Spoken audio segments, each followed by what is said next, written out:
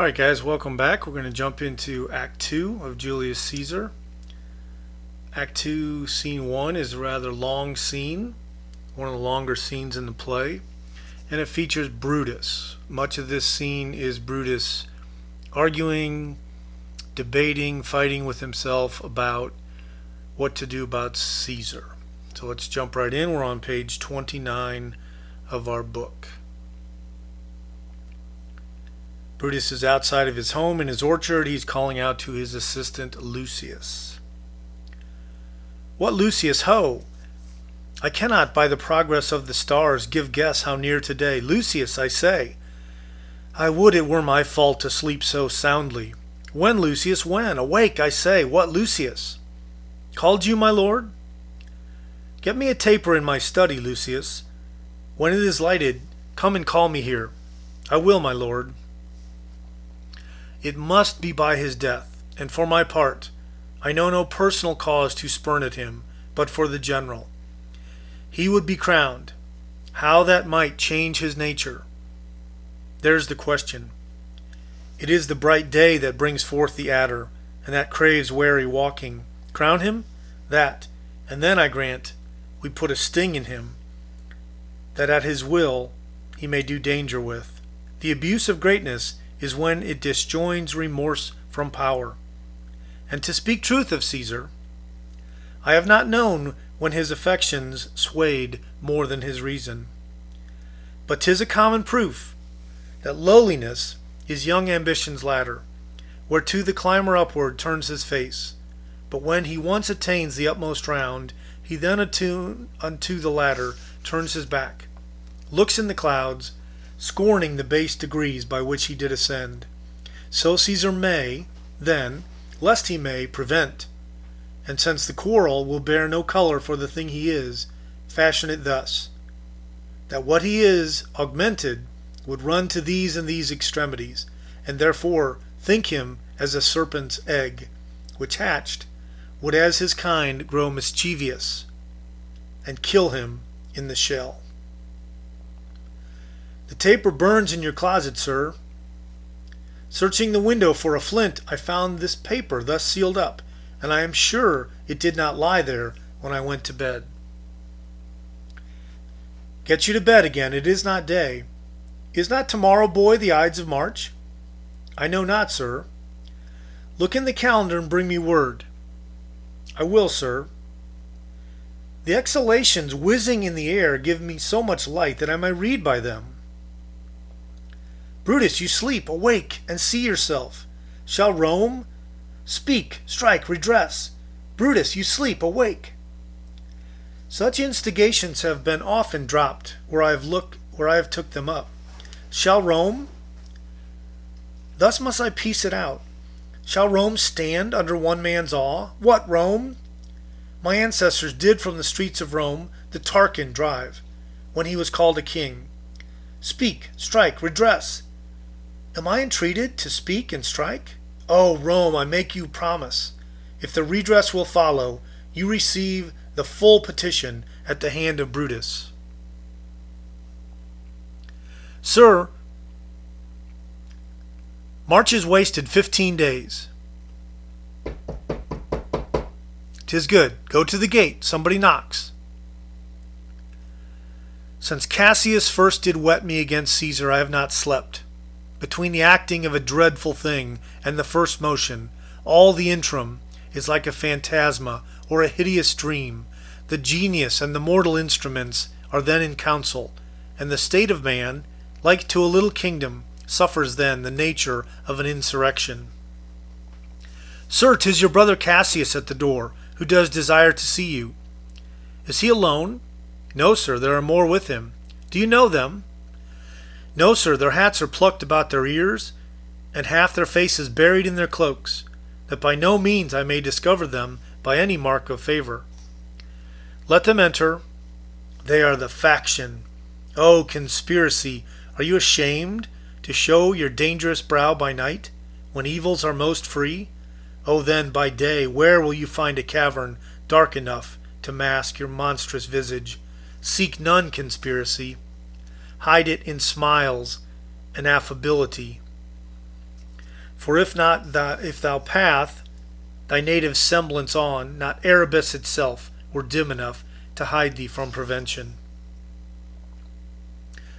I think we are too bold upon your rest. Good morrow, Brutus. Do we trouble you? I have been up this hour, awake all night. Do I know these men that come along with you? Yes, every man of them, and no man here but honors you, and every one does wish you had but that opinion of yourself, which every noble Roman bears of you. This is Trebonius. He is welcome hither. This, Decius Brutus. He is welcome too. This Casca, this Cinna, this Metellus Cimber. They are all welcome. What watchful cares do interpose themselves between your eyes and night? Shall I entreat a word? Here lies the east. Does not the day break here? No. Oh, pardon, sir, it does. And yon grey lines that fret the clouds are messengers of day. You shall confess that you are both deceived. Here, as I point my sword, the sun arises, which is a great way growing on the south, weighing the youthful season of the year. Some 2 months hence, up higher toward the north, he first presents his fire, and the high east stands as the capital, directly here. Give me your hands all over, one by one, and let us swear our resolution. No, not an oath. If not the face of men, the sufferance of our souls, the time's abuse, if these be motives weak, break off betimes, and every man hence to his idle bed. So let the high-sighted tyranny rage on, till each man drop by lottery. But if these, as I am sure they do, bear fire enough to kindle cowards, and to steal with valor the melting spirits of women, then countrymen, what need we any spur but our own cause to prick us to redress? What other bond than secret Romans that have spoke the word and will not palter? And what other oath than honesty to honesty engaged, that this shall be, or we will fall for it? Swear priests and cowards and men Catullus, old feeble carrions, and such suffering souls that welcome wrongs, unto bad causes swear, such creatures as men doubt, but do not stain the even virtue of our enterprise, nor the insuppressive metal of our spirits, to think or our cause or our performance did need an oath, when every drop of blood that every Roman bears and nobly bears is guilty of several bastardy, if he do break the smallest particle of any promise that has passed from him. But what of Cicero? Shall we sound him? I think he will stand very strong with us. Let us not leave him out. No, by no means. Oh, let us have him, for his silver hairs will purchase us good opinion, and buy men's voices to commend our deeds. It shall be said his judgment ruled our hands. Our youths and wildness shall no whit appear, but all be buried in his gravity. No, name him not. Let us not break with him, for he will never follow anything that other men begin. Then leave him out. Indeed, he is not fit.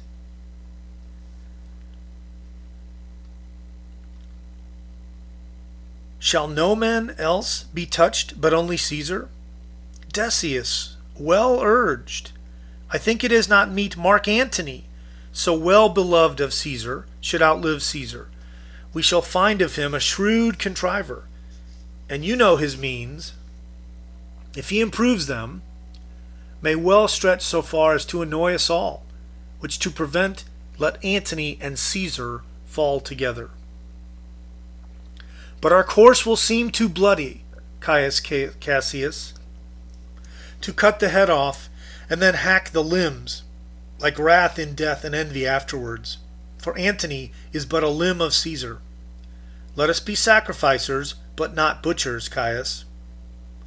We all stand up against the spirit of Caesar, and in the spirit of men there is no blood. Oh, that we then could come by Caesar's spirit, and not dismember Caesar. But alas, Caesar must bleed for it.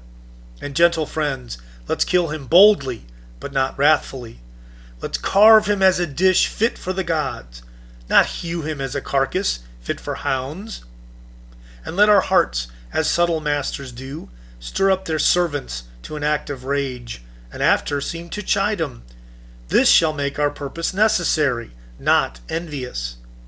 Which so appearing to the common eyes, we shall be called perjurers, not murderers. And as for Mark Antony, think not of him, for he can do no more than Caesar's arm when Caesar's head is off. Yet I fear him, for the engrafted love he bears to Caesar. Alas, good Cassius, do not think of him. If he loves Caesar, all that he can do is to himself, take thought and die for Caesar, and that were much he should, for he is given to sports, to wildness, and much company. There is no fear in him, let him not die, for he will live and laugh at this hereafter. Peace, count the clock. The clock hath stricken 3. 'Tis time to part. But it is doubtful yet whether Caesar will come forth today or not, for he is superstitious grown of late, quite from the main opinion he once held of fantasy, of dreams and ceremonies. It may be these apparent prodigies, the unaccustomed terror of this night, and the persuasion of his augurers may hold him from the capital today. Never fear that. If he be so resolved, I can oversway him.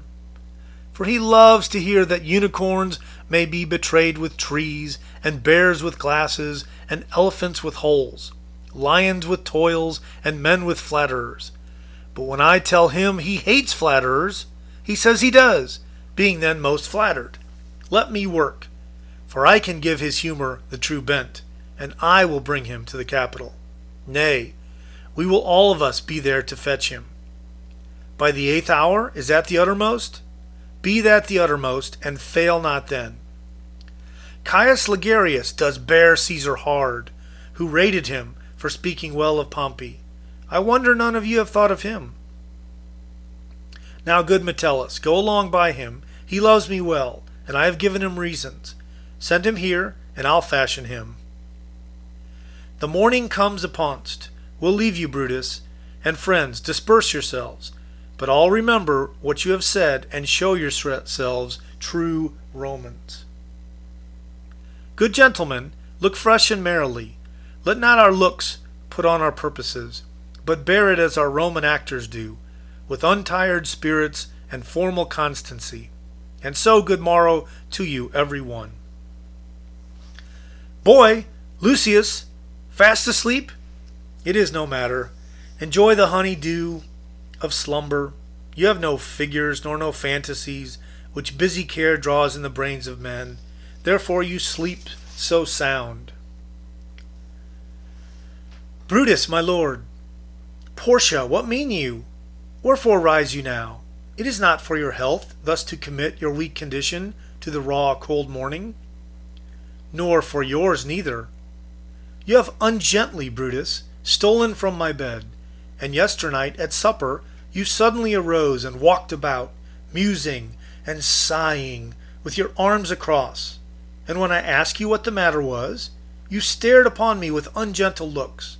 I urged you further, and then you scratched your head, and too impatiently stamped with your foot. Yet I insisted, and yet you answered not, but with an angry wafture of your hand gave sign for me to leave you.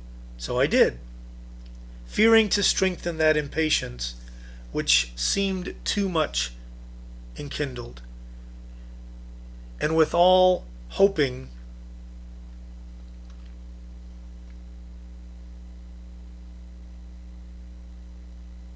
it was but an effect of humor, which sometimes has his hour with every man.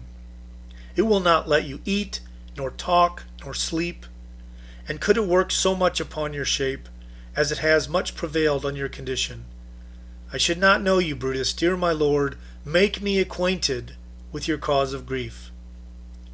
I am not well in health, that is all. Brutus is wise, and were he not in health, he would embrace the means to come by it. Why, so I do. Good Portia, go to bed.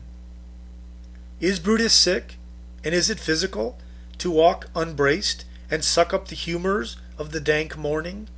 What, is Brutus sick, and will he steal out of his wholesome bed, to dare the vile contagion of the night, and tempt the rheumy and unpurged air to add unto his sickness? No, my Brutus, you have some sick offense within your mind, which by the right and virtue of my place I ought to know of, and upon my knees I charm you by my once commended beauty, by all your vows of love, and that great vow, which did incorporate and make us one, that you unfold to me, yourself, your half, which you are heavy. And what men tonight have had resort to you, for here have been some 6 or 7, who did hide their faces even from darkness. Do not kneel, gentle Portia.